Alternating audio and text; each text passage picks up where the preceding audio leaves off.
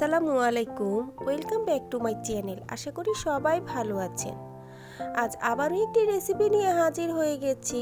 আজ তৈরি করে দেখাবো খুবই সহজ আর সিম্পল একটি রেসিপি, নতুন আলু আর সিম দিয়ে খুবই মজাদার একটি ভাজি রেসিপি। সকালের নাস্তা রুটি বা পরোটার সাথে এই রেসিপিটি একটি কমন রেসিপি, যা সকলের ঘরে ঘরেই তৈরি হয়ে থাকে। তাই ভাবলাম সহজ এই রেসিপিটি আমার বন্ধুদের সাথে শেয়ার করি। চলুন তাহলে রেসিপিটি দেখে নিই।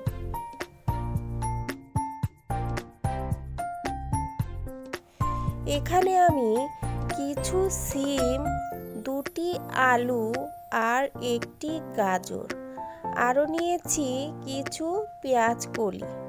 সবগুলো উপকরণ একেবারে চিকন কুচি করে কেটে নিয়েছি।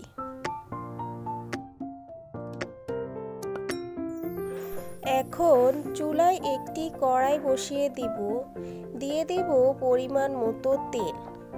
তেলটা হালকা গরম হয়ে এলে দিয়ে দিব কিছু পেঁয়াজ কুচি আর কিছু কাঁচামরিচ ফালি। এখন পেঁয়াজ আর কাঁচামরিচ তেলের সাথে হালকা করে ভেজে নেব।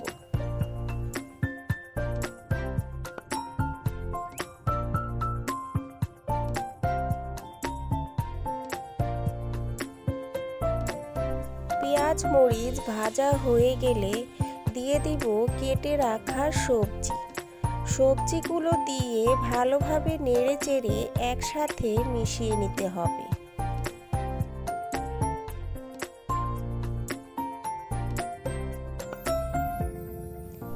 এই ভাজিতে কোনো প্রকারের পানি ব্যবহার করা যাবে না।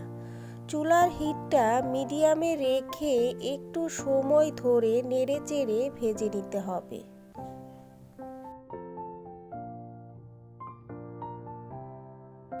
সবজিগুলো চিকন করে কেটে নেওয়ার ফলে অল্প আঁচেই সবজিগুলো সেদ্ধ হয়ে যাবে। এ পর্যায়ে দিয়ে দিব হাফ চামচ হলুদ গুঁড়া আর স্বাদ মতো লবণ। এখানে আমি অন্য আর কোনো রকমের মশলা ব্যবহার করব না। এখন হলুদ গুঁড়া আর লবণ সবজির সাথে ভালোভাবে নেড়েচেড়ে মিশিয়ে নিতে হবে। এরপর একটি ঢাকনা দিয়ে ঢেকে রেখে দিব প্রায় 5 মিনিটের জন্য। এ পর্যায়ে চুলার হিটটা মিডিয়ামেই থাকবে।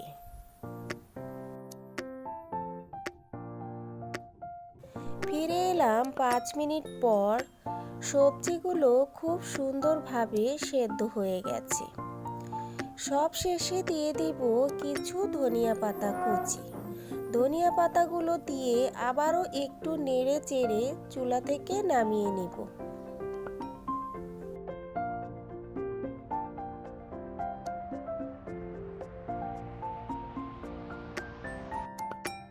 তৈরি হয়ে গেছে আলু আর সিম দিয়ে খুবই মজাদার একটি ভাজির রেসিপি। রেসিপিটি খুবই সহজভাবে দেখানোর চেষ্টা করেছি। আশা করি সকলের কাছে ভালো লেগেছে। ভালো লেগে থাকলে চ্যানেলটি সাবস্ক্রাইব করতে ভুলবেন না। সাথে লাইক, কমেন্ট আর বেশি বেশি শেয়ার করে দিবেন। আল্লাহ হাফেজ।